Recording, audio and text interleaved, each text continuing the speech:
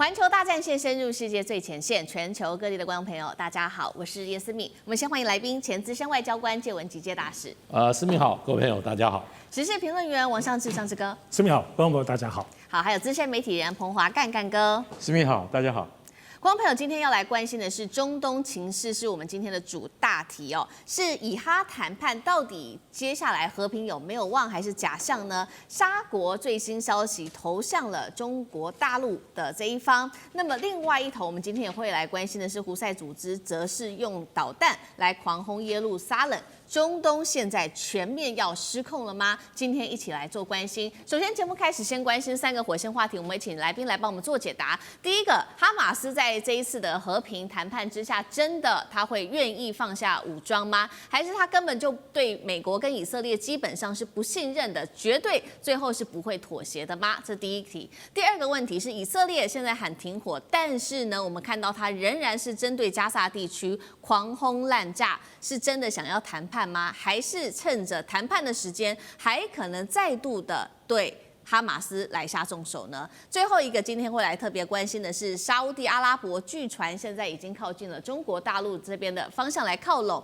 有没有可能买歼20呢？现在也有各种的说法。另一头，今天也会关心的是胡塞组织的导弹狂轰耶路撒冷，中东现在到底是重组还是战争已经要全面失控了？今天都会一起做解答。我们先来看到最新消息，10月7号这一天，终于是以哈战争满了2周年的日子。那么我们可以看到呢，2周年之际，目前呢是在荷兰的阿姆斯特丹这边正在爆发一场比较大的一个示威的活动，25万人走上了街头，被称为叫做红线游行，抗议的是以军攻占了整个加萨市，因此他们呼吁赶快停火吧。另外，这个战争已经到现在已经满了2周年了。我们来看一下统计数据。首先，哈马斯总共是杀害了1200人，掳走了250人，但是以色列它的攻击是更大的、更强烈的，是不成正比的。以色列目前已经杀害了6.5万人，那么16万人受伤，还有190万人至今是在这一场战火下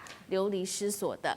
接下来我们要来关注的就是在10月6号这个关键的一天了，因为以色列跟以哈即将要在埃及这边来做的就是停火谈判。在停火谈判之前，我们来看到川普已经先放话了，他威胁哈马斯说，交出加萨的控制权，否则你还是会被彻底的消灭掉。当然了，哈马斯也有提出他的3大主要诉求：第一个，要求以色列全面停火；第二个，以色列的国防军队必须要完全的撤出加萨地区；第三个，要释放这一些重刑囚犯，这样子做才会愿意把以色列的这些人质给交出来。同时，有几个国家现在也联手呼应了川普的这个停火方案。这8个国家包括了埃及、约旦、阿联跟印尼、巴基斯坦、土耳其、沙国跟卡达等等。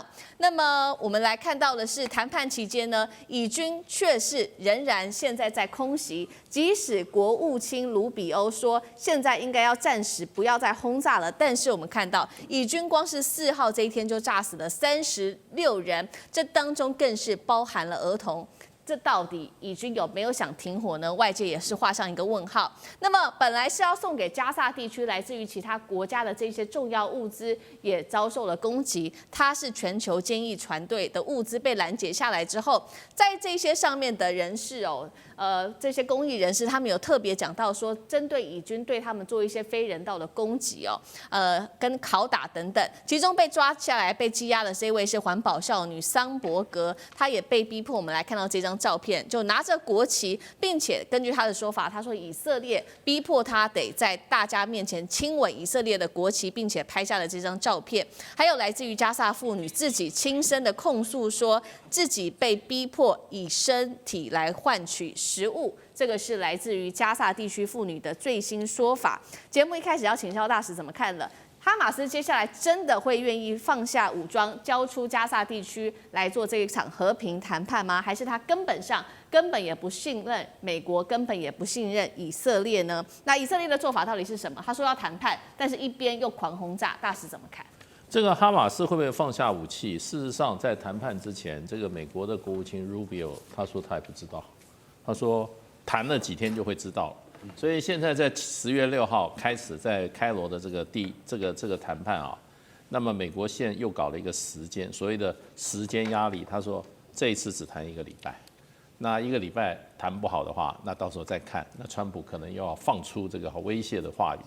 那不过虽然双方的人这个坐下来再谈了，以色列跟这个哈马斯的代表都在这个埃及聚会了，然后美国的这个包括川普总统的女婿，还有他的这个魏科夫啊，也是川普的好朋友，他的中东特使也都去了。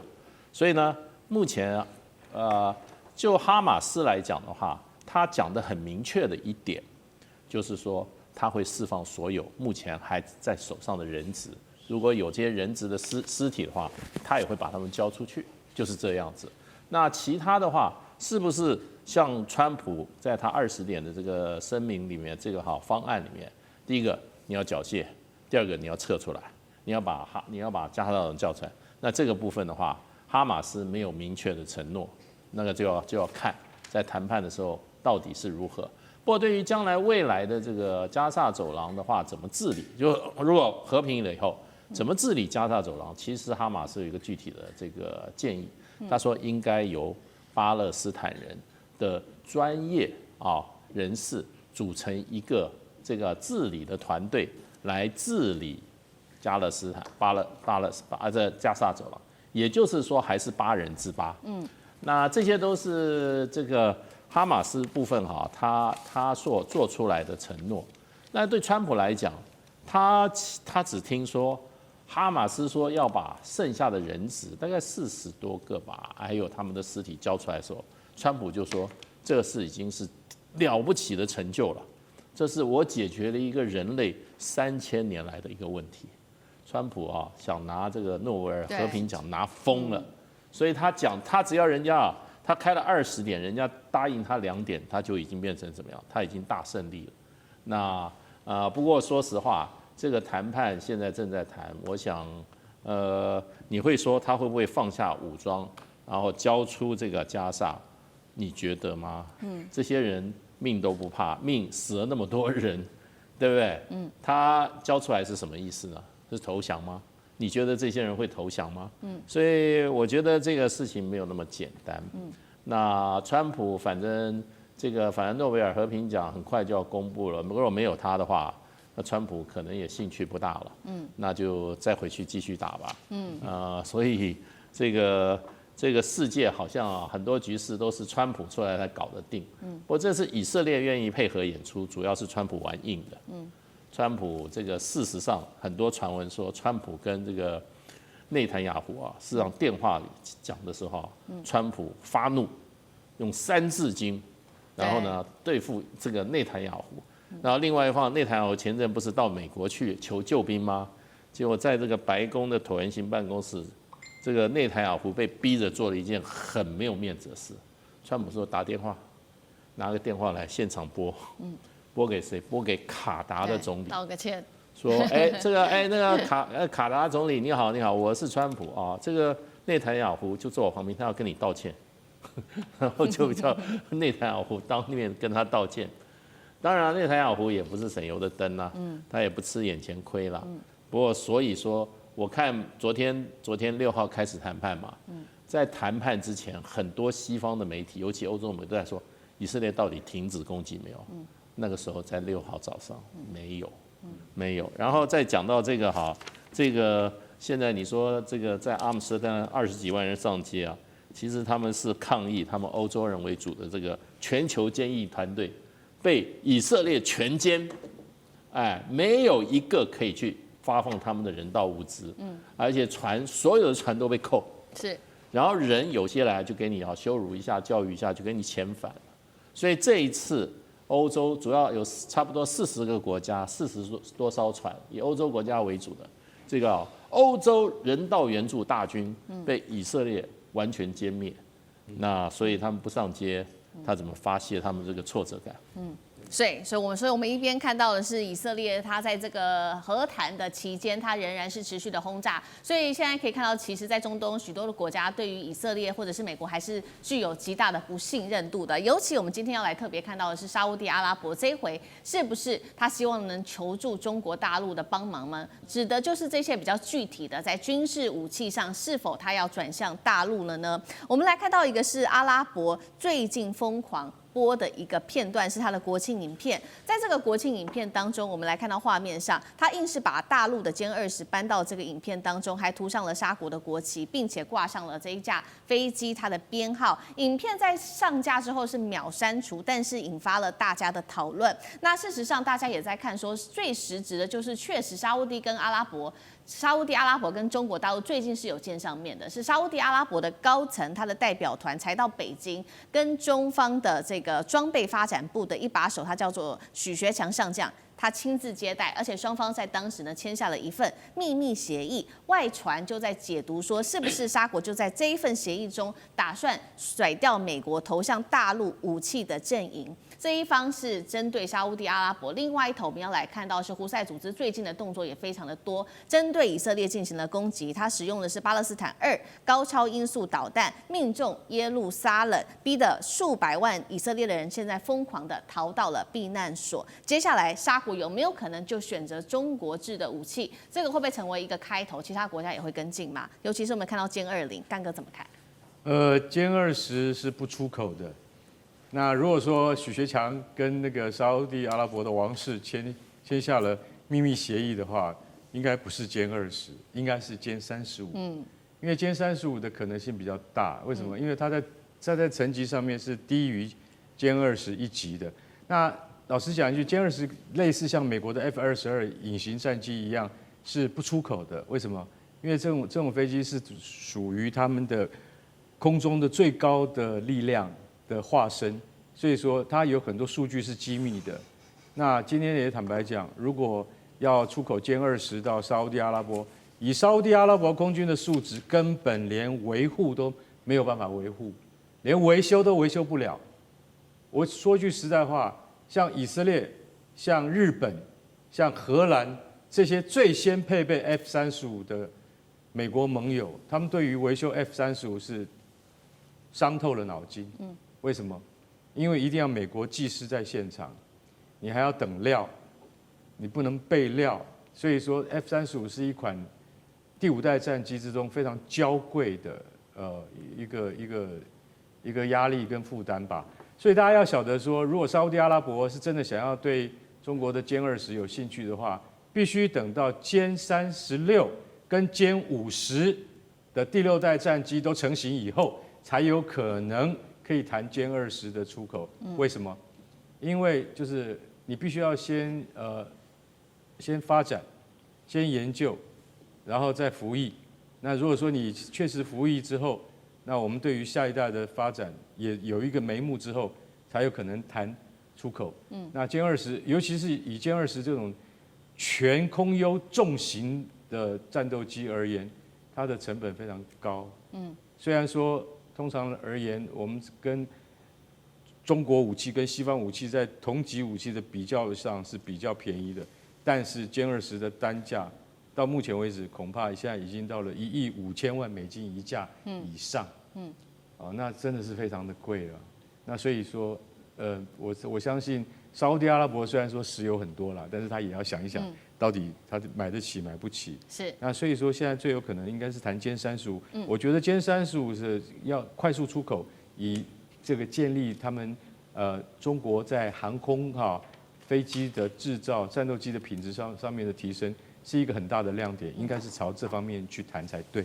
好。不过这个现在和平谈判都还在进行当中，6号开始嘛。现在可以看到很多国家几乎是各怀鬼胎。沙烏地阿拉伯现在在军武上倒向中国，那胡塞又攻击耶路撒冷，以色列的方面则是持续的攻击加萨。怎么看接下来的前景？中东战火会不会全面失控？上志哥怎么解读？我想中东的问题一起来，对于全世界来说，尤其国际政治是一个永远不会好的伤口。那么都不会好，那么偶尔结痂，偶尔又化脓，所以现在就真的是又化脓很严重啊。但我们可以从现在来看，但无论如何，这一次不太一样的部分是，国际上在联合国已经有所站队。站队什么就站边边了。那么支持巴勒斯坦建国已经超过150个国家以上了。所以在这个结构之下，无论大家是基于同情也好，或基于对以色列的仇恨也好，但这个部分的动作确实对于巴勒斯坦长久以来有一个国际政治地位。虽然它是虚的，可是这是过去没有的哦。所以这里头还是有个很大的意义。我觉得后面的我们看到这些军事发展，因为最后一定会收拢到国际政治来解决问题，也不能小看这个影响力。所以呢，现在看起来，另外一方面就以色列跟美国是站在一起的，而且以色列基本上就抓住要打哈马斯，所以从哈马斯当中最后动念，甚至本来就有这个想法，要占领整个巴勒斯坦，要把巴勒斯坦灭国了。这可能是以色列的总体的大战略都没有改变。但是美国现在跟他站在一起，跟美国有点变哦。川普现在为了他和平讲，他要的是停火。他并没有要巴勒斯坦灭国，甚至在里头他要去盖他的海边度假胜地，这里头可能是他的一个杂念，所以就知道美国跟以色列还是有点落差哈。所以我们要看在这样子的结构之下，你说中国跟俄罗斯当中，我认为到目前为止，虽然现在听到很多军事方面的，尤其采购中国大陆军事说法，但你不得不说，我觉得中国跟俄罗斯都很聪明，因为长久以来中东一直是美国的舞台，包括刚刚思敏所提到的，现在埃及举行会议依旧是川普由美国在主导，阿拉伯国家还是会配合的。所以我们现在看到一些军事的某方面来讲，北京图的是什么？它不是图了跟美国一样在中东地区有那么一样的影响力。我觉得现在它在图的部分是中东作为一个新仇旧恨的地方，你说要最后彻底解决很难吧？我讲这个是几千年要解决，停火算什么呢？就刚刚讲这是伤口，可是呢，作为阿拉伯国家开始拥有自主意识。在政治、军事甚至货币、美元上，慢慢的脱离美国。我认为是在中东战争当中来讲，无论中国大陆或俄罗斯当中，尤其北京当中特别在意的一点。所以这个局其实大家各有所图，包括现在阿拉伯国家也想成立他们北约的这样子的概念。这里头对抗当然就是对抗包括以色列，但是不会说对抗美国。对，所以这里头有一些分层次的交集，最后证明，我觉得中东问题绝对不可能在短期之内获得解决。好，线上之歌，那我们休息一下，马上回来。地缘政治、美中之争、战略价值、强权崛起、小国生存，现在与未来洞悉事件走向，掌握世界脉动，全球观点尽在环球大战线。好，接下来我们要来特别关心，现在川普是剑指马杜罗吗？尤其是美军现在大军压进了加勒比这边，那大陆的武器红旗9B会不会成为委内瑞拉接下来的护身符呢？今天一起来关心3个火线话题，今天会一次来做解答。第一个，川普现在已经断绝了外交关系，针对跟这个委内瑞拉，难道下一步就是要对马杜罗来正式开战了吗？如果是这样，那中南美洲是不是要沦为战场了呢？另外来关心的是，确实现在可以看到美军啊，可以说是大军压境，包括出动了他的战机、他的潜舰，还有万人大军，全部都用上了。那么中国大陆的雷达则是来做反制给委内瑞拉使用。美国在这样的状况之下，他还真的敢打下去吗？另外就是现在根据媒体的报道，马杜罗呢是盯上了大陆的红旗9B，希望能够用石油可以来换防空系统吗？如果真的拿到了大陆的红旗9B，那么美国的 F-35的优势会不会就被彻底的瓦解了？今天会一起的来做解读。我们先来持续关心，就是美国的后院中南美洲是不是会成为下一场战火？这是有迹可循的，因为川普已经最新下令了，全面暂停跟委内瑞拉所有的外交接触，也终止跟他的总统马杜罗有任何的谈话了。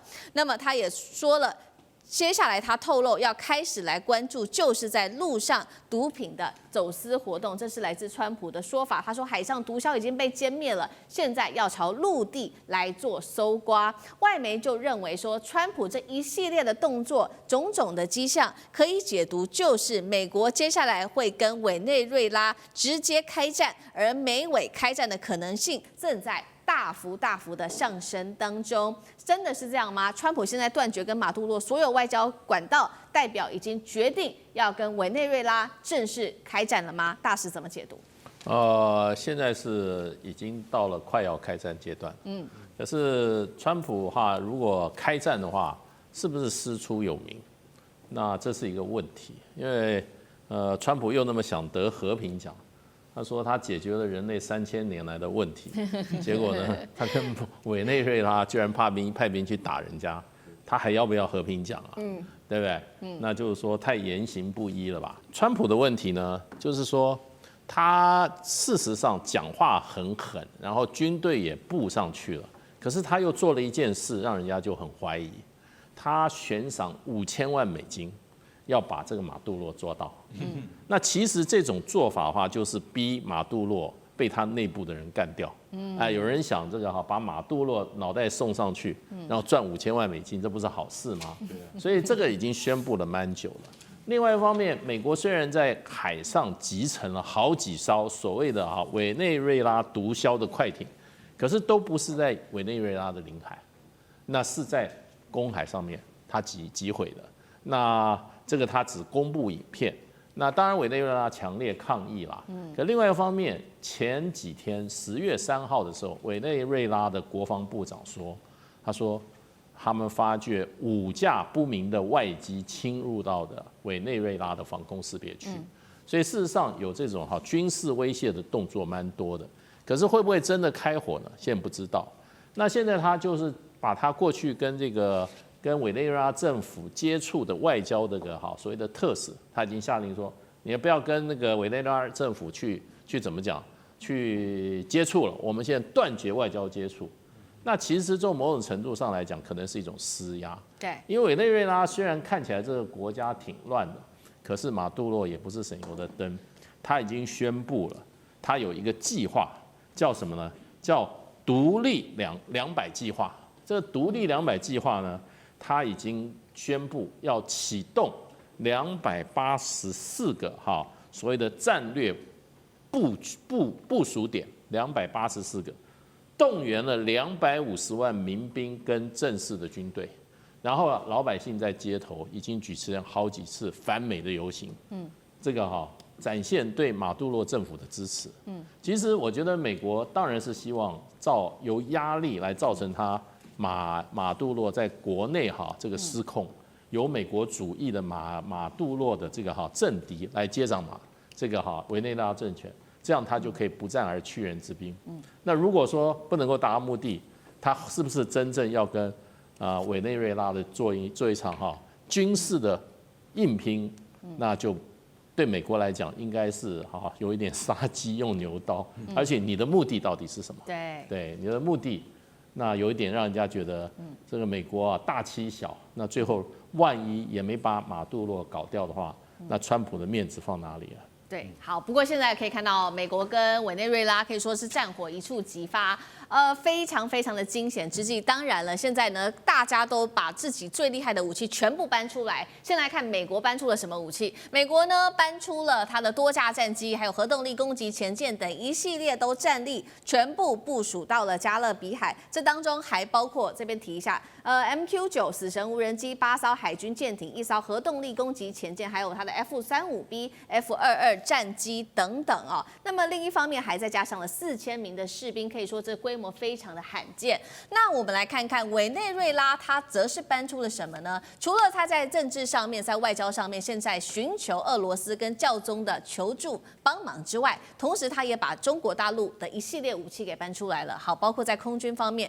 我们看到苏30、F-16等战斗机，还有各型的雷达，跟我们上次特别提到的电侦船、瞭望号等中国武器，他也把它全部列出来了。当然了，现在俄罗斯的外长也出面在媒体上面力挺说呢，他会怒轰加勒比海的升级哦，都是错误的事情。他说接下来会来好好的声援委内瑞拉，但是委内瑞拉我们可以看到它的武器系统还是比较多、比较杂的，不管是有来自于美国、俄罗斯或者是大陆、中国大陆的武器，可是，在近年可以说它是比较多专注在大陆的武器上面，尤其是它的雷达。今天要来关注是说，能不能靠中国的雷达来找到美国的隐形战机，让它现形？如果是在这样的状况之下，美国还敢继续开战吗？上次哥怎么解读？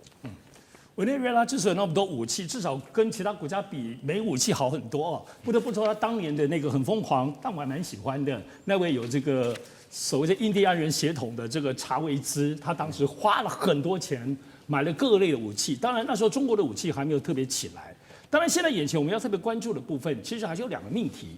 第一个部分是委内瑞拉现在拥有的这个所谓的各国武器里头，包括现在全世界非常瞩目的中国武器。究竟实质有多少？我们现在刚盘点的这些东西，你要知道，中国没有证实哦，委内瑞拉军方也没有证实，而是大家在所有外界在评估、了解、看到一些相关的照片当中提取出来说，可能包括这些东西。所以，到底委内瑞拉手上现在有多少俄罗斯，包括中国的武器，包括待会可能也会谈到，蛋哥会谈到的，包括红旗9B这样子的防空系统，其实很微妙的哦。因为这里头，所以第一个问题就是委内瑞拉到底有多少武器？有中国的武器有多厉害吗？第2个命题是，美国现在已经大军到那里蛮久的耶，待在那里也不是在做军事演习，每待1天要花很多钱呢，包括4000名以上海军陆战队，还有那么多3艘那么大就驱逐舰跟配套的，还有核潜艇，这个东西你说不打吗？到那里玩吗？所以，可是为什么不出手？所以第2个命题就是他不出手的原因，有没有可能跟现在到底委内瑞拉的这些武器的防空甚至攻击力有关呢？因为我们都知道，过去当中，美国所有自己都是代理人战争啊，中东吧、乌克兰都是。这一波在加勒比海出动的全都是美国自己的武器如果这里当中只要有任何一个飞过来，刚刚就是大使提到了，他已经到了防空识别区，有被锁定被谁锁定？是俄罗斯的防空系统还是红旗9B？ 所以这里头就没有再进一步。而且大家特别注意加勒比海的情势现在并不是只有美国跟委内瑞拉而已。要知道，其实很多现在中南美洲国家唇亡齿寒，虽然没有进一步去支持委内瑞拉，可是比如说包括巴拿马，包括南边的几个国家，大家都有还是有军舰在旁边观察，包括中国大陆最新也被验证了，虽然不是说那些侦搜舰，但是一艘医疗舰已经确定就是在委内瑞拉的这个附近海滨。为什么医疗舰在那里？还有其他的舰艇，这个部分其实都还没有外界实质的披露所以我觉得特别要了解到这个命题本身，美国如果现在真的要打委内瑞拉，他可能要承担刚刚讲现在全世界非常关注的美方跟是不是中方还有俄罗斯军力的风险。9月底的时候还要包括2艘俄罗斯的军机飞到美国的这个航空识别区所以当时美国也来驱逐，从古巴飞的吗？还是从其他地方飞？所以中国跟俄罗斯的力量这一次在加勒比海其实没有缺席。好，所以我们就要看那如果中国大陆它的军武力量加进来，现在传出呢，这个委内瑞拉它确实有意想要买中国大陆的红旗9B，原因就是他看到在印巴冲突当中它非常的厉害，所以他现在非常的感兴趣。到时候到底有没有可能就把它买下来了呢？红旗9B让美军的 F-35无所遁形。等一下请干哥来带我们看。我们先来看一下画面上红旗9B的一些重点的小档案。现在射程达到了300公里，同时它能够拦截战机、巡弋飞弹、弹道飞弹，并且配合各式的雷达，就能够让美国 F-35B 的隐形优势瞬间归零。干哥怎么看？好，那个其实中国在对付老美的那个高空的侦察机是最有经验的，打下5架 U-2 侦察机，所以当时用的什么红旗2型，现在已经发展到红旗9型了。那红旗2型就是萨姆2型也就是最早苏联援助的这种飞弹，证明非常有效。可是我现在要讲的是说，如果说马杜罗对这个红旗9他有兴趣的话，但是你必须要去想一想，你付得起付不起。红旗9不是一个很简单的系统，它是仿制俄罗斯的 S-300系统而来的。那 S-300被认为是在目前全球仅次于爱国者3型飞弹系统最有效的防御武器。为什么？因为它能在很复杂的环境之中，它可以先锁定100个以上的目标，选择最有威胁的8个目标，然后马上发动攻击。它以连为单位的这个防空飞弹系统单位的话，它可以在很短的时间之内反应过来。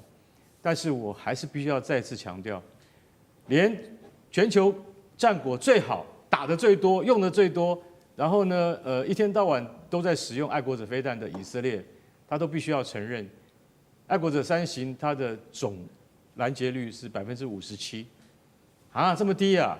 我可以告诉各位，已经非常好了，已经很好了。也就是说，拦截率平均在60%以上，这个左右，这个飞弹算是好的了。所以它的失败率还是有这么大的获燃率。所以大家要晓得，马杜罗他今天如果说他要买红旗9的话，对于委内瑞拉是一个很大的这个帮助。为什么？因为到现在为止，南美没有人有这样子尖端的武器。红旗9的性能是不必再怀疑的啊，因为它是源自俄罗斯过来，然后它现在更是精进的那个技术，已经接近俄罗斯最好的 S400的那个性能了。当然，俄罗斯还有更好的 S500啦，那还没有出来。那所以说，我觉得这是一门不错的生意，就看这个马杜罗他是不是马上要做，要做要快。为什么？可能马上就打到你的头上来了。那 F-35打过来的话，你恐怕是没有什么其他方法可以反制它。所以我在猜这个军售是不是已经在暗地之中进行。不过美国要打的话，大使刚才讲对了，这真的是我跟你讲哈，对，你违反国际法，对，你怎么可以打你的邻居是这样的打法呢？所以重兵啊，兵临城下，坦白讲一句，国际之间是根本看不下去的，大家都会觉得以大欺小。其实川普你在正当性上面完全失去了国际社会的信任。好，谢谢干哥，那我们休息一下，马上回来。地缘政治、美中之争、战略价值、强权崛起、小国生存。现在与未来洞悉事件走向，掌握世界脉动，全球观点尽在环球大战线。好，今天在中美晶片战，我们带观众朋友关心，先前黄仁勋不是说过吗？他说迟早有一天的，美国啊，你别以为自己在 AI 的领域上面稳赢中国，因为两边的差距真的只剩下奈秒而已。这个话才说完，我们要来看到他还说了，说华为会取代辉达，也都只是一个时间的问题而已。确实是这样子的吧？这句话好像现在看起来已经要应验了，因为我们要来看到的是最新的消息，这是来自于华为。它的服务算力效能现在已经正式的突破了，达到辉达 H20 晶片的3倍。尤其大家特别看到的是，华为在云端服务的50毫秒时延之下，实现了单卡每秒生成可以达到2400个 token 的能力。它除了支援自己的大模型之外，现在第三方模型也都可以做支援了，不管是 DeepSeek 或者是 Kimi 等等。我们来看到华为的高层张安平他怎么说？他说现在啊，先进制程已经不是什么5奈米、7奈米都不是重点了，现在客户真正要的是这种优质的运算的一个结果才是重点。尤其今天呢，要来特别关心的关键武器来自于华为的，就是它的超节点了。超节点的话，它就不会只是靠单卡的蛮力，而是靠整个系统战。所以我们要来看到的是说，未来它是把数千张的 GPU 集成一个逻辑单元，用这种高速互联技术来弥补传统伺服器，不管是在宽频的这个不足，或者是高时延上面的一个问题，都可以来做补足了。等于中国终于找到了摆脱美国制程封锁的钥匙了吗？这个时候，大陆的国产晶片就可以彻底翻身吗？靠着这样的技术，上志哥怎么看？哇，华为这次宣布这个 AI 晶片，简单讲就是打团体战。什么意思呢？我们过去在辉达晶片都是它每一个，我们讲 AI 晶片哦 ，AI 晶片的每一块都非常强哈。当然，它也有自己的，那辉达也有自己本身这些晶片的所谓的这种组装的机构，他们现在不是卖一张晶片而已，他们也卖一个机台。所以这里头，可是呢，现在辉达的这个晶片的机台合并组装最多可以72块。因为它基本上还是所谓铜线跟铜线的交接，就是晶片跟晶片在机台里头是扣在一起，所以合并的运算每一个机台就是72片。那华为这次什么叫它的超节点？简单讲，就是华为现在所做的 AI 晶片。这里提醒大家一下，我们会听到华为在做麒麟晶片，麒麟是手机的，这种9020，所谓的我们现在讲 AI 晶片、升腾晶片。升腾晶片是什么呢？除了那个核心的晶片之外，它还必须要有 HBM 的高速高频的部分的这种传输，所以它基本上是把这个晶片放在 HBM 上哈，所以这里头才是我们所谓的 GPU 的这个 AI 晶片。好，华为现在的厉害的晶片是它不只是这一片，没有错。单片上它虽然输，可是我们都知道华为过去做传输系统，所以这次所谓的超节点就是华为能够刚刚讲这一整块的 GPU， 它可以不断的组装，现在最基本就可以组装超过1000多片。刚刚讲辉达72片哦，华为现在就可以做到1000多片。然后，而且以现在的理论值本身，华为可以做到100万片连在一起，所以你就可以知道为什么新疆最近在过这些算力中心，那地方干嘛？你就可以像你在上海、北京哪里可以放100万片的这个大地方，所以新疆就很合理。所以因此他做的就是现在推出是升腾的云算力，也就是说，他在这云服务里头就。可能最后就建一个上百万级的晶片，而华为的机柜每单位只有72片。当然你可以买辉达啦，辉达可以买很多组装在一起，可是差别在哪里？在辉达它就同跟同是个物理性的接触，但不要忘了华为是做传输的，它在每一个晶片之间是用光传输。为什么它可以连到100万片以上，而且眼前就可以做到1000多片，随便就可以组装的机柜？就是它传输晶片当中，它就是所有就光在传输。所以它没有损耗，因为我们刚刚讲辉达的这种晶片当中传输都有所损耗，算力它不可能发挥算力的绝对，所以也就是说辉达现在的升腾晶片没有错，虽然还是比较弱，可是打团体战总算力来说，就可以在某个程度上可以打败至少 H20的这样子的机柜组合，那么提供给刚刚讲，包括他们自己本身的，要知道阿里巴巴或者是 DeepSeek、Kimi 这些都是大数据模型在运算，需要非常大的算力哦。所以这就是说，这个简单讲说，华为其实找出了一条自己的路，他站在他自己所擅长的这种叠加的技术，以及至少在做打团体战当中，可能在美国来讲，很多的企业你用华为的72片组装的机柜已经很 OK 了。可是对于中国来说，它所供应的至少在全算力，因此华为走的商业模式是云算力。所以算力的总和跟辉达可能一块一块很强加起来，而且就华为现在宣布，以他们现有的这个超节点的方式，已经确定可以打败 H20的这个所谓的降阶，原来要卖给中国，但是大陆不卖。但我认为现在最大的关键没有错了，除了这种华为自己的努力之外，主要是中国。因为现在所有的手段已经确定，就要让全中国都不要买辉达的晶片了。从先前说它有后门，说先前希望国产自己买，到现在直接用反倾销等同列入黑名单。所以辉达现在在中国大陆除了走私之外，不太可能。而且中国大陆既然下达这样的命令，这些原本要买辉达的这些阿里巴巴等等的阿里云等等的都不买了。所以最终这些市场的力量会回过头来买华为或扶植中国大陆自己的晶片，所以这样子的力量应该是中国国家战略思考最后的决定。好，所以这样看起来，辉达是完全的被淘汰在中国市场了吗？那大使又怎么看中国这个华为的超节点的这个技术？当然，这个技术它是一个整体性的技术了。它除了芯片之外，还有它的连接系数，对，它的传输的技术哈。所以它这个低延时延，然后这个传输中间的这些所谓的这些过去的一些问题，它都迎刃而解。是，所以现在这个 AI 基本上就是从大的算力，然后呢，它的所谓的它的这个应用的场景方面功能性的增强所以是一个系统性的发展。那华为是一个系统的整合者跟一个系统的开发者。那现在事实上的话，美国也在整合。事实上，这个 NVIDIA 它是以芯片为主，可是呢，它在做大算力中心的时候，它现在也开始在做。那事实上，这个川普前2天还在吹牛，我想大概是这个黄仁勋他们跟他简介，他说哇，这一个运算中心他说比一个城市还大。那到底多大我不晓得。那他的形容是非常可观的。所以事实上，在整个这个 AI 的整个这个发展系统的建构上，可以说中国大陆跟美国是举国之力在这拼得很厉害的。是。那当然就是说，这个超节点它基本上它就是一个计算的一个架构。那它是透过高速总线连接多个计算单元，然后呢提升这个算力计算能力和效率。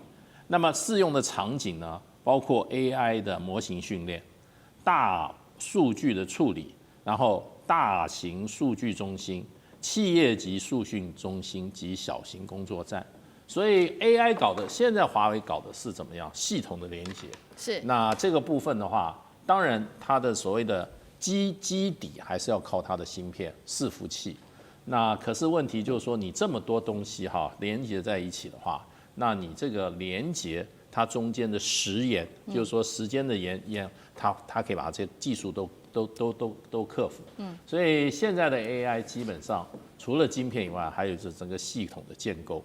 那把这个大的算力给各种的这种就所谓的这种运算的这种训练模型给予它更好的一个发展的环境。好，华为有了这个新技术之后，我们也来看到，所以它接下来呢，已经宣布了未来3年它有一个新的蓝图，一共是3年的计划。那我们请导播帮我们 take 上面包括了未来3年的蓝图，它主要就是发展在它的升腾晶片上，不管是升腾，我们要先来看到2026年它说发展出的950PR， 这个会搭载自研的 HBM 记忆体，还有互联频宽可以暴涨2.5倍，另外还有升腾960、970等等都会持续的做升级。再来，刚刚提到的超节点也会持续的做发展。最后，我们来看到它也打这个 AI 的人才大战。这个是来自于《金融时报》的最新爆料，说华为给他的工程师的薪资比辉达在中国的待遇高出了1倍。所以呢，本来在这个 NVIDIA、AMD 或者是 Intel工作的这些尖端的华人高层，他们也纷纷的回流了，愿意来为华为来打拼了。3年内有没有可能反超辉达？有这么快吗？中国 AI 的华为时代真的在此刻算是正式开始、正式到来吗？华干哥怎么看？身为 NVIDIA 的负责人黄仁勋不能把事情讲得太明显，但是他很怕是真的。为什么？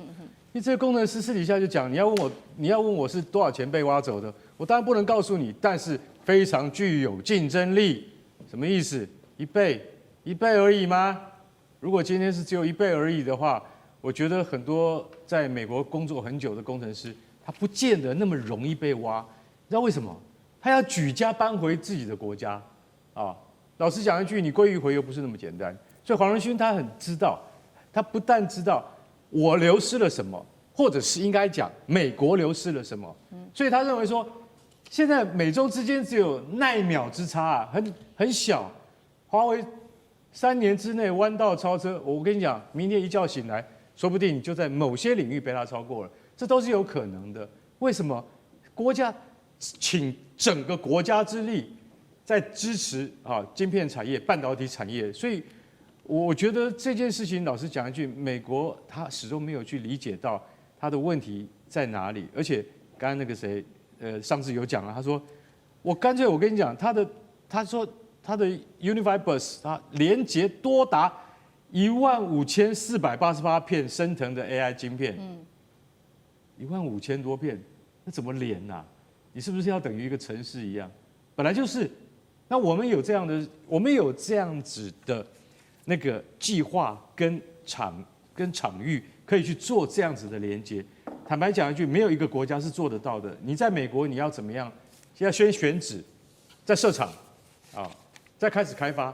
其实这些东西都经过很多很繁琐的行政程序。所以用这个1万多片的这个晶片的连接，他说，你看那个华为的那个轮值董事长张平安他就有讲啊，未来不是5奈米或7奈米的问题，是云算力一定是要它的品质、它的优越性，所以最重要的不是几奈米的差距，而是你的云算力是不是真的能够达到客户的要求。很多在这个全球它等于实力直牛耳这些客户，他一定要你的算力是有绝对的保障的。升腾960、970在这2年之内，到2028年之内，一定会持续的改进。所以我觉得华为在这2-3年之内，它很可能会走出自己的一条路出来。而美国可能在这方面必须很认真的跟中国来谈一谈，就是说你是要继续，我现在 H20我都不要了，你现在到底还要限制我什么？对，我以后会有 H20 3倍的算力，所以我觉得像这个产业里面，我觉得很多惊喜啊，比它的国防武器还要令人惊讶。好，谢谢华根哥，那我们休息一下，马上回来。地缘政治、美中之争、战略价值、强权崛起、小国生存，现在与未来洞悉事件走向，掌握世界脉动，全球观点尽在环球大战线。好，接下来关心的是俄乌战争，尤其现在俄罗斯又有新的帮手的国家来帮助他了。在这一周，我们可以看到这个战场上面彻底的做了一个翻盘，这是来自于美国情报的《金报》来看到的是这个国家古巴派兵来帮助俄罗斯，这是最新的一个消息。那么我们就可以看到，现在俄罗斯除了有北韩的炮弹到古巴的佣兵之外，接下来看到俄罗斯的外援会瞬间的扩张，战场接下来包括了会有出现的就是俄朝古三方的一个俄军联军一起来对抗乌克兰了。前线同样是很惊悚的，这个时候乌军开始针对趁着普丁去参加一个论坛的时候，发动了一个无人机的斩首行动。为什么他这么有把握敢做这样子的一个斩首呢？虽然最后的结果是没有得手，但是俄军针对了这场斩首又在回复乌军做了一个报复性的狂轰，这个是外媒直呼是入侵以来最大的规模的一个空袭行动，一共是出动了700架自杀无人机、50枚巡弋飞弹、2枚极音速飞弹齐发，横扫了乌克兰的多个城市。俄军趁这一次还精准的轰炸了来自于乌克兰的火车站，还有能源系统，要在战场上面做一个全面性的打击。现在有俄朝古联军，是不是也代表普丁现在要做的是绝地翻身？俄乌是否全面失控？再来就是乌克兰怎么有这么样子大的信心可以做这个斩首行动？他掌握到了重要的俄国领导人的情报吗？大使怎么看？我觉得这一次俄罗斯对这个乌克兰目标的这个打击第一个规模空前，第二是打击的目标有一点改变，因为大家会比较这个吃惊的就是打了火车站。那火车站是算是一个公共交通的据点，所以这次火车站攻击死伤大概30几人，算是非常的惨重，而且很多都是平民所以这个是不是就是说对于这个乌克兰的这个对普丁的斩首行动一次报复？那当然除此之外，很多它的军事设施，包括乌克兰前一阵子它研发的一个长程的一个中程的巡弋飞弹的这个整个工厂也被掀掉了。那所以就变成就是说，俄罗斯现在对乌克兰来讲的话，就是定点打击，规模越来越大。那当然就是说，乌克兰这一次要斩首普丁其实是一个非常危险的行动，因为乌克兰要斩首普丁成功的几率远低于普丁要斩首这个泽伦斯基的这个几率。所以如果说战争朝这个方向走的话，那我比较担心的是乌克兰的这边几个政治头头军事头头他们自己的安危好，那尚志哥呢？我想乌克兰打仗这一场已经打3年多了如果真的打到明年2月就4年了，很惊人。所以战争一定是这样子，它当然打到一个阶段会有疲态，可是一个阶段就会又杀红了眼。我觉得就是从刚刚大师讲的，如果现在要去暗杀普丁，变成乌克兰的一个整个作战战略之一的话，这个部分所挑动的东西就不只是我们现在看到报复行动了，而且最近确实俄罗斯看起来整个大战略有调整。我们刚刚提到了古巴部分的军队也加入，除此之外，最近他攻击的对象特别也是无人机攻击的部分，包括在北基辅，包括在西乌克兰这里，也包括攻击了美国在方面那边投资的工厂所以也包括那里头一些组装军事的工厂，那军事工厂不见得是乌克兰，是其他包括欧盟投资的军事工厂。也就是现在整个俄罗斯攻击也不只是集中在东部战区这里而已了，各方面的当中全面性的打击，而且会触及一些比较有争议性的，也是俄罗斯的动作。所以我认为现在很明显杀红眼。杀得越来越琐碎，那么对于平民的这些更是不在话下了。好，同一个问题再请教干哥。那等一下我们也会来看到是乌克兰它原本很重要的盟友，现在也在倒戈等一下我们会来关注。先请教干哥同样的问题。好，那你看普丁这次差点在黑海的城市叫利索索契这个城市，他在举行这个论坛的时候，怎么突然无人机打进来了？在这种情况之下，我就想说，哇，乌克兰的无人机现在开始准确起来了，是不是可能要斩首呢？不是，如果要斩首的话，一定需要 CIA 的同意，不是川普的同意这么简单而已。因为什么？因为你没有坐标跟数据的话，你根本没有办法进行斩首行动。这就是所谓对于外界斩首的猜测的疑虑。其实说一句实在话，他还没有达到那个地步，而且一定不会被美国同意。好，但是我们看到那个普丁也算是在索契那边算有一些逃过一劫了。可是你要知道说，双方都以无人机互轰啊，光是这几天，俄罗斯就派出了700架无人机啊，也发射了包括匕首飞弹，也就是高超音速飞弹，还有伊斯坎德战术导弹。像这些飞弹，你发射了50多枚。我讲句实在话，那都是对于平民的打击，因为无人机它没有办法在这个战场上夺得真正的主动以及决定性的优势。你还是要用真正的 troops， 真正的部队跟军人去进行进攻，你才能够拿下阵地。那现在最新的消息是什么？最新的消息是，其实老实讲一句，乌克兰军队有讲，他说，如果今天我们把这个扎波罗热还有那个就是说我们的这些土地，我们主动撤出，如俄罗斯的请求主动撤出的话，那可能我们会丧失更多土地啊。所以我们必须得到保证啊。问题是俄罗斯永远不会给你任何保证，所以这个战场一直僵持到现在，这就是最主要的原因。那现在对于这个乌克兰来讲，又是雪上加霜。为什么雪上加霜呢？因为那个捷克新总理刚刚上任了，巴比斯他是他以前的总理，巴比斯是完全的是一个民粹主义者。我跟你讲，他其实他跟他自己国家的这个政策观念不太一样，他现在反而倾向于支持俄罗斯，也就是像他倒向了匈牙利的总理奥班。大家知道奥班一向是这个，虽然说他也在北约组织里面，但他们不同意制裁俄罗斯。那现在巴比斯他回任了捷克总理之后，他也跟匈牙利结盟。另外还有一个国家叫斯洛伐克，斯洛伐克这3个国家，你想一想，这是在北约东翼的主要的3个国家，这3个国家最靠近俄罗斯，而这3个国家是以前都是支持乌克兰，可是现在没有那么明显的支持的状态之下，我今天说句实在话，对于泽伦斯基来讲，坦白讲，你现在最需要的就是像这样子的，因为他就是你的邻居，连你的邻居都不是很支持你的话，这个战争接下来要怎么再打下去？我刚才说过了，如果你没有邻居的支持，如果你没有这个北约相对多数的这种就是说 support 的话，那其实老实讲一句，你再战下去的力道跟你的持久度支持力就一直下降下去。然后呢，最近还发生一件事情，俄罗斯的无人机攻击了车诺比核电厂，这个我们特别注意。为什么？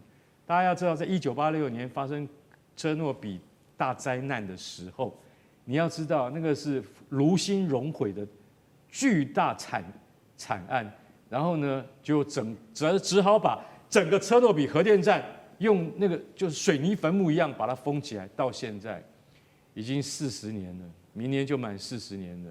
你知道国际上多少专家、多少人道主义者回去探测车诺比是不是能够再住人？40年过去了，那边的动物活得很好，只是他们都畸形。所以你就晓得说，如果连乌克兰的车诺比核电站都会受到这个间歇的无人机攻击而造成断电有30万居民受到影响，你就晓得说，其实乌克兰你已经没有能力再继续维持这场战争下去，所以乌军的这个困境日复一日，越来越深。那我最后要讲的是，像这个土耳其的外长费丹，他讲说，我告诉你，已经有曙光出现了，可能这几个月之内，俄乌双方就会达成停火的谈判。我不知道这个土耳其外长费丹他是靠他依据什么啊？因为连川普他都没有这样子讲，他都看不出来，我都看不出来，你怎么看得出来？没有迹象。对，土耳其你为什么会讲这种话？你可能是要博眼球吧？我说一句实在话，我们都看不出来。而且这场战争，解铃还是需要系铃人，应该是普丁跟川普两个人再一次的深谈。有时候说你们在什么状况之下，也许在川习会之后，我们可以看到一些曙光吧。好，谢谢刚哥。地缘政治、美中之争、战略价值、强权崛起、小国生存。现在与未来，洞悉事件走向，掌握世界脉动，全球观点尽在环球大战线。好，今天纯军事的消息要带观众朋友特别来看到这款是来自于大陆的激光武器系统，现在说可以称霸整个海上的防空。我们要来看到它就是燎原1，可以碾压美国的武器太阳神，全球最强末端防御武器正式开启。今天带大家来特别看到，因为最近确实它在中国大陆的电商平台上面有几款商品特别火爆，一上架就销售一空。那么它就是刚刚我们提到的这个在军事圈被称为燎原1号的这款武器。那么它的激光武器可以碾压美国的，这是来自军事专家的认定，碾压美国的太阳神，荣获全球第1的激光武器的称号，更是海上末端防御的新宠儿。我们先来看到它的一些功能跟它的重点的数据。首先在它的核心优势上面，它的光束发射器的口径确实比较大。如果跟美国的武器相比的话，品质就能够大幅的提升，而且让打击力变得更为强大。那么在扩充的进化上面，也预留了电力可以做扩充的空间，未来就可以提升它的输出的功率。重点是它的成本极低，而且反应力非常的快，在对抗大量低成本之下，它可以打击的就是包括了这是来自于无人机，敌方的无人机如果蜂群做攻击的话，还有这些反舰飞弹做攻击的话，它就可以开启海上的防空无限弹仓的模式。所以节目一开始请教华干哥怎么看燎原1如何让解放军具备全球最强的反制力？刚刚提到了嘛，它的优势包括它的低成本、效率高，能够为解放军在未来的末端防御上带来什么样颠覆的改变？好，燎原就是雷射武器啦，就是激光武器哈。激光武器就是呢不用子弹的啊，在不用子弹的情况底下，那你要发挥非常集成高效的功率，你才能够发射到，比如说舰队外面10公里、12公里、15公里啊。也就是说，那个范围，老实讲一句，虽然说不远，但是那个就是最后手段。什么意思？就是说它必须要取代近迫防御系统。什么叫近迫防御系统？就是所有的主要战舰，现在所有全世界的水面战舰都有配备近迫武器系统，就是飞机或飞弹已经打到你的头上了，你现在你大概只剩下30秒可以活，这个时候你要怎么反应过来？就是靠这种雷射武器，或者是近迫武器。我上次有说过，你近迫武器像我们中国海军配备都是 AK630、AK730，现在最好是 AK1130，它还是打炮弹的。每次一打出去，满甲板都是炮弹，不经济，而且怎么讲？它也许有效，可是那是生死关头。那现在 LY-1 这种燎原武器呢，它是用高集成的电力组合。那好，那它现在已经在昆仑山级登陆舰上面试验成功了。美国也有太阳神在哪里？在它的圣安东尼奥级登陆舰上。为什么这两个国家都用登陆舰来测验？因为登陆舰大，才可以办法装得进这么多电力的发电系统。所以你看到我们现在看画面，燎原这个卡车这么大，它那个发射器这么小，为什么卡车需要这么大？体积大概是它的7、8倍大。为什么？因为整部卡车都必须要集成电力。那所以说，其实说句实在话，燎原走在美国太阳神计划的前面好几波。为什么？因为美国始终没有办法让这个集成技术达到最优化。你要真的最优化，你才能够真的可以实现说，我今天在船上面是有效的装备啊。不然的话，我跟你讲，我还是要用硬武器，也就是方阵近迫系统，那个最有效。为什么？因为它不会故障。燎原系统它可能是会故障的，你要知道，因为电力集成一定会故障。那单纯的枪，它拿起来，它不会因为天气啊等任何因素而不能打，对不对？所以枪炮是稳定的，雷射武器、激光武器是你不能够完全保障的。中国在这方面做得这么好，所以我今天真的非常怀疑，它这么大的车它都做出来了，它可以在以后安装在船舰上面的话，对于未来海战的规模，为什么？因为雷射武器不用成本啊，它就是发射一道雷射啊，发射一道激光，连子弹都不用，所以它不用成本。只是现在的研发成本非常贵，大陆出得起，美国出不起，所以太阳神你就落后啦，就是这么简单。是好，那燎原现在出来之后，马上就有这个国际订单，现在有希望拿到了。他是谁？他就是巴基斯坦巴铁呢。现在这个高层自己出来亲自证实了，说表态想要把燎原1纳入他们自己的国防体系。主要的原因就是上次在印巴空战之后呢，他们对于中国大陆的武器就有非常好的印象，因为当时靠的是大陆的 LW30激光系统，成功的打下了80架的印度的这些无人机，所以他们现在希望能够买这种升级版的燎原，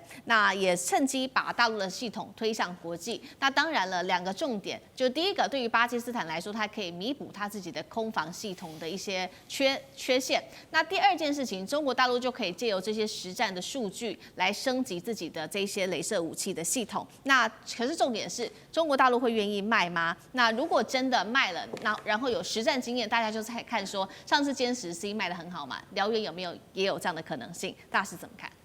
对，当然是有可能的话，因为巴基斯坦，我想现在很多国家买这种激光武器哈，因为它是所谓这种末端拦截了。它不是所谓的这种高空拦截、中段拦截，它是末端拦截。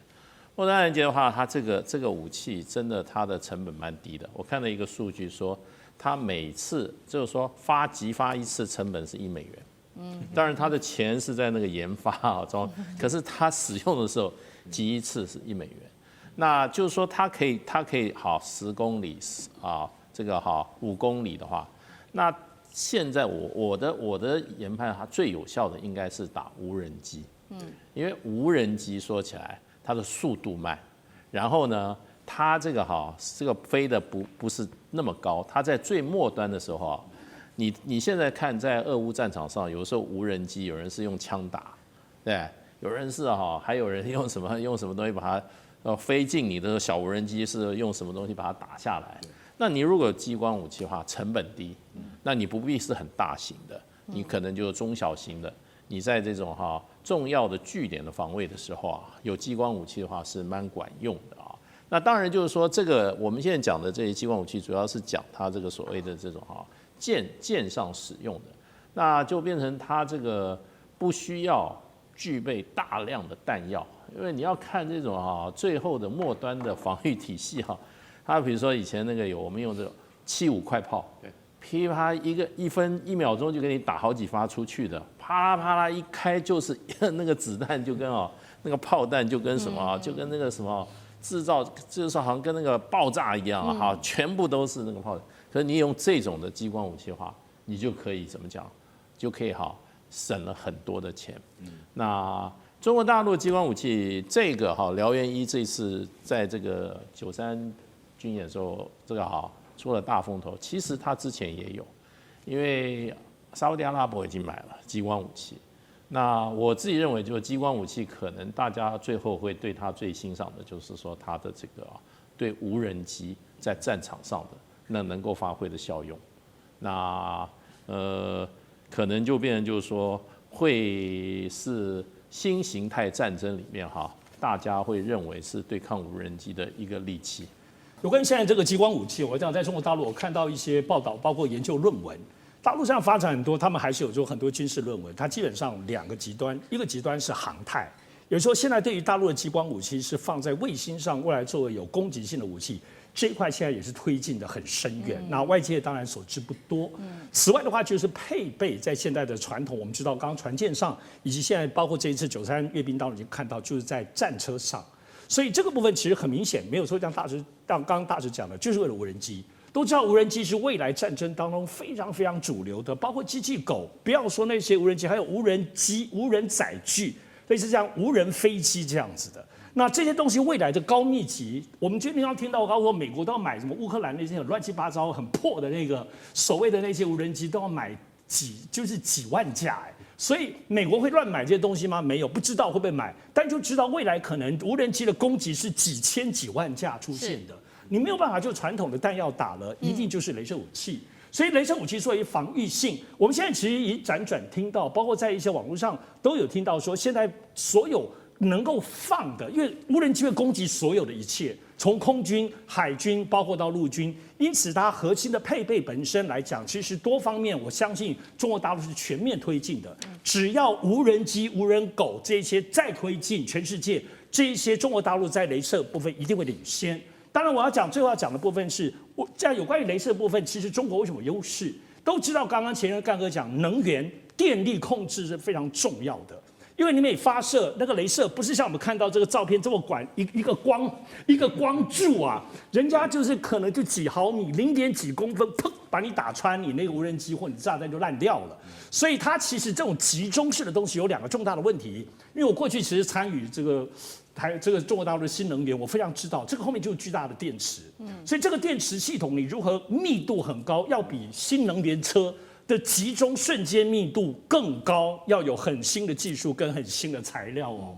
它可能不只是一般的锂电池而已哦。其次，每打一发很热，因为它很迷中冷却系统。其实美国之所以雷射系统，包括雷射武器，一直始终没有办法控制，除了没有厉害的电池，你除非在船舰上你有一个供电，特别是核动能的部分的航空母舰之外，可其他的东西你电池能够装多大？所以这里还有冷却系统啊，否则在这个战车里头，你一直发射里头你就热到爆炸了。我们都知道，现在所有的锂电池最近都是全世界什么旅馆锂电池都在爆炸发热嘛，所以这里头冷却系统一直是美国没有办法突破的关键。而中国大陆很明显，这几年雷射武器之所以大幅度的突破，就是在于他们找出自己雷射的系统。当然最后还有 AI 晶片控制了。我觉得 AI 晶片控制在现有的我们从沙特阿拉伯在防御的时候已经用到大陆的这个雷射武器当中，很明显非常厉害。所以这里头已经不是人在找了，它完全就是 AI 在找。我个人认为现在所有 AI 导入到整个以中国大陆的武器系统，除了无人载具、无人机 ，AI 晶片一定进去，另外最快进去的就是，我认为就是这个激光雷射系统，在 AI 的技术一定在这应用才可能来对付这些无人机总体的需求。我想这个部分的雷射武器的总体的部分的推进，中国大陆的领先程度，当然我相信这方面其实美国也有它，或欧洲也有它雷射相关的传统的积累。但是武器化还是回到那一点，体系化作战。因为这里头一旦当我们看到雷射武器，它再也不太可能是人一枚一枚的再打下来再打。